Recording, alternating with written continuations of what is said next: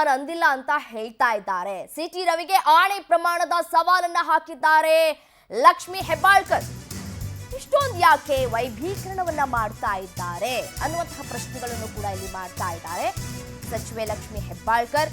ದುರ್ಬುದ್ಧಿ ಇರೋ ಮನುಷ್ಯನಿಂದ ಜವಾಬನ್ನ ನಾನು ಬಯಸೋದಿಲ್ಲ. ಜನರನ್ನ ದಿಕ್ಕು ತಪ್ಪಿಸುವಂತಹ ಕೆಲಸವನ್ನ ಇಲ್ಲಿ ಮಾಡಲಾಗ್ತಾ ಇದೆ. ಜನರ ಕಣ್ಣಿಗೆ ಮಣ್ಣೆರಚುವಂತಹ ಕೆಲಸವನ್ನ ಮಾಡಲಾಗ್ತಾ ಇದೆ. ಕಾರ್ಯಕರ್ತರು ಅವರ ನಾಯಕರ ದಿಕ್ಕನ್ನ ತಪ್ಪಿಸುವಂತಹ ಕೆಲಸಗಳು ಇಲ್ಲಿ ಆಗ್ತಾ ಇದೆ.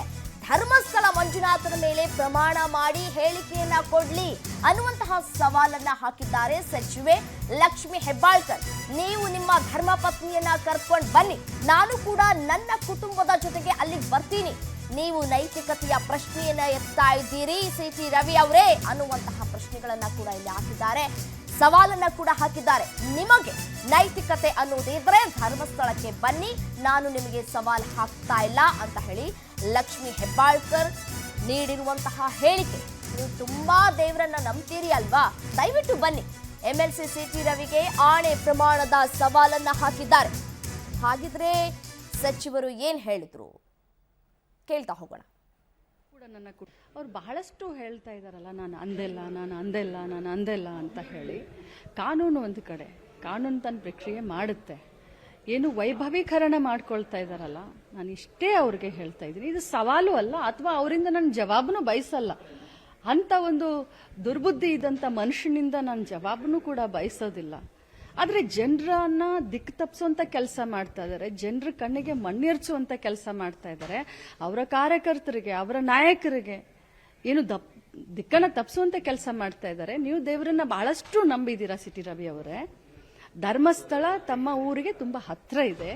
ಇಡೀ ರಾಜ್ಯದ ಜನ, ದೇಶದ ಜನ ಧರ್ಮಕ್ಕೆ ಇನ್ನೊಂದು ಹೆಸರು ಧರ್ಮಸ್ಥಳ ಅಂತ ಹೇಳ್ತೀವಿ.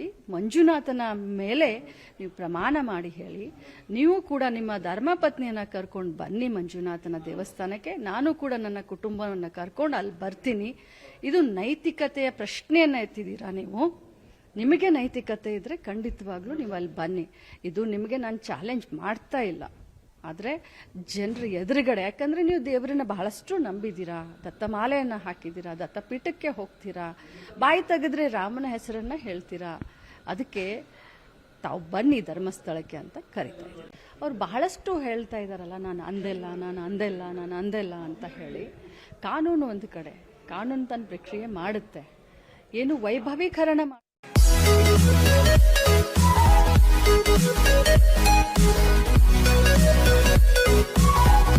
Thank you.